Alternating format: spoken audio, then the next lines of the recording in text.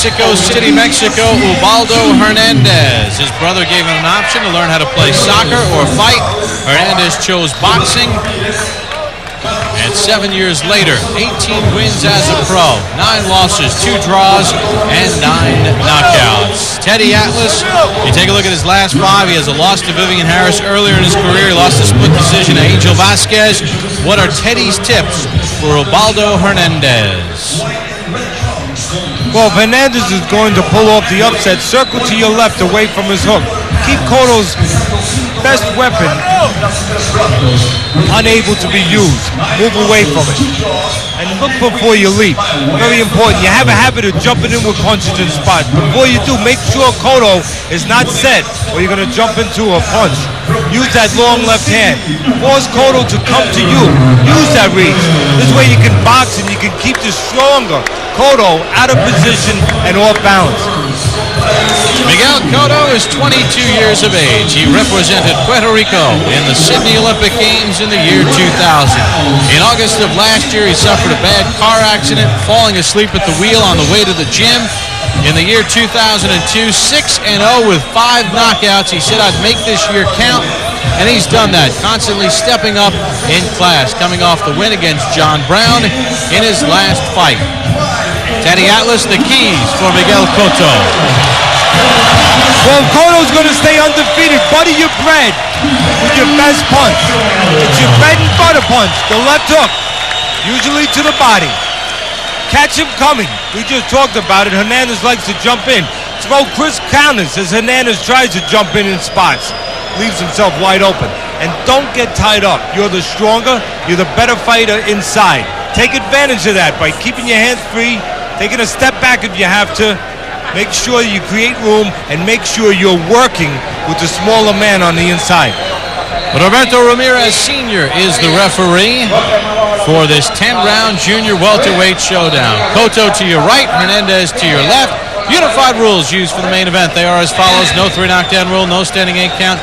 Fighter cannot be saved with the bell in any round. Accidental foul, they'll go to the scorecards after 4. Count them, 4 rounds are complete.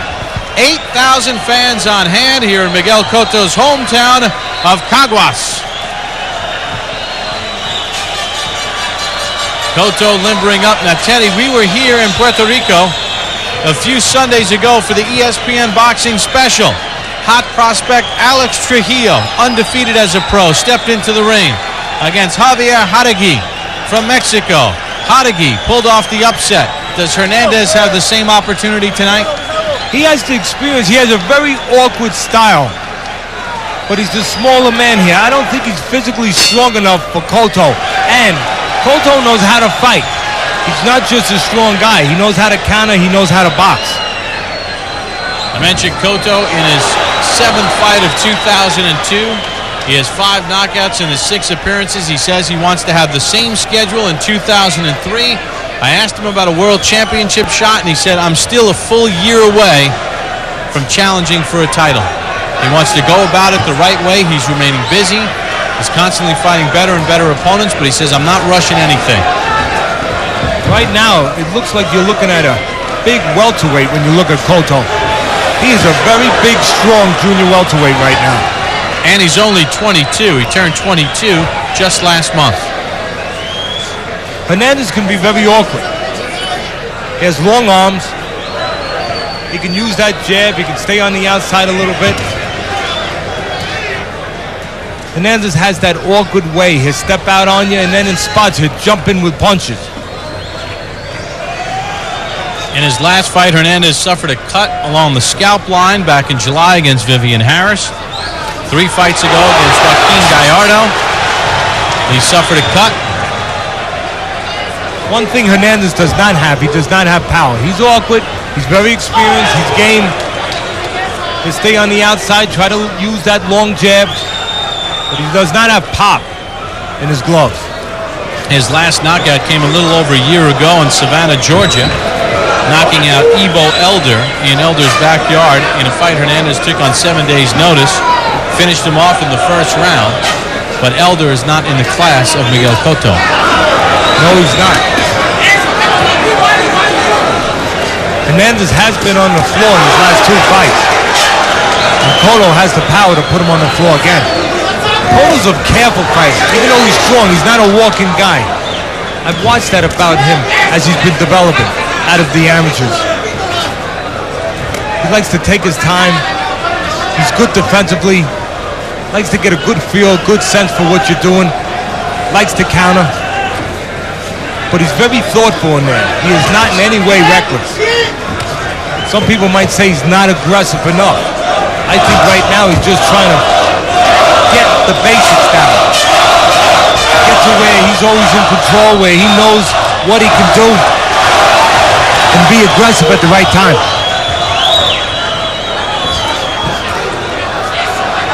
In his last fight, Cotto, he stepped up in class with John Brown, former world contender. And in that fight, I thought he was a little too careful. He was impressive. He was very smart, very sharp. But I thought he could have pressed a little bit more with the smaller Brown. First of 10 in the books for Cotto and Hernandez. ESPN2's Friday Night Fights, presented by Miller High Life, the champagne of beers. And in part by the beauty of Subaru all-wheel drive. When you get it, you get it. Lovely Caguas in Puerto Rico. Founded 145 years ago, known as the cleanest city on the island, recently voted that.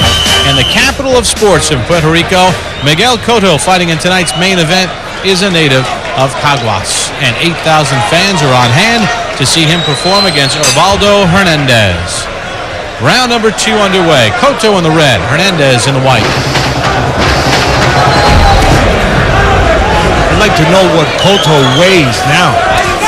Doesn't look like he's 140 and a half pounds, the weight that he weighed in at. I'd like to know how much weight he put on. That will tell you how much trouble he has making 140, how much weight he puts on.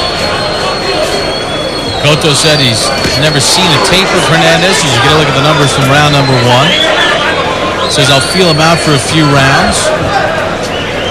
And then as we go along, I'll figure him out and dominate him.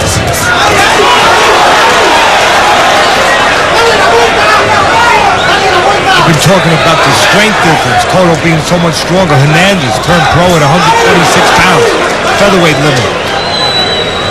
Stayed there for 4 years, then moved up to junior lightweight, and only in his last 5 fights has he fought at junior welterweight. Cotto has been a solid, big junior welterweight since he turned pro. And you see, each time we see Cotto, you see more muscle. You see him growing into his body. As I mentioned, he just turned 22 at the end of October. So he's still filling out.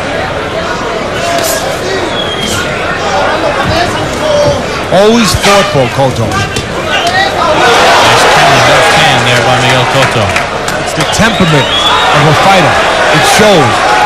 And the temperament shows on Cotto. He's always thinking in there. Trying to be as smart as he can. As he gains more confidence, he'll be able to still stay just as smart defensively, making guys miss, which is at the front of his mind. You can see that.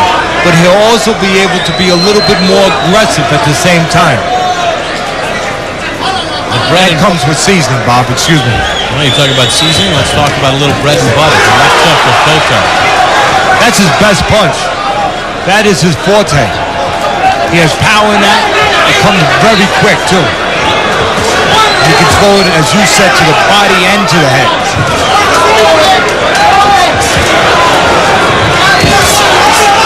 The blood from the nose of Hernandez.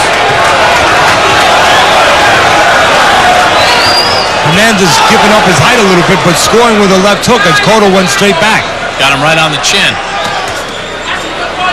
Hernandez is gutsy, not strong, but experienced and very gutsy, and he can be awkward, especially if he uses those long arms. He has a very long reach with that jab. Right there, you can see it. Hernandez should concentrate on using that more.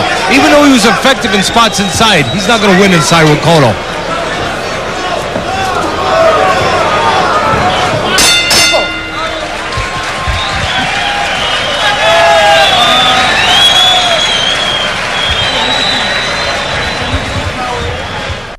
Cotto hopes to have his fans out of their seats before this night is over as we begin round number 3 in the scheduled 10-round junior welterweight showdown. Cotto and Hernandez. Cotto from right here in Caguas eats a right hand going back.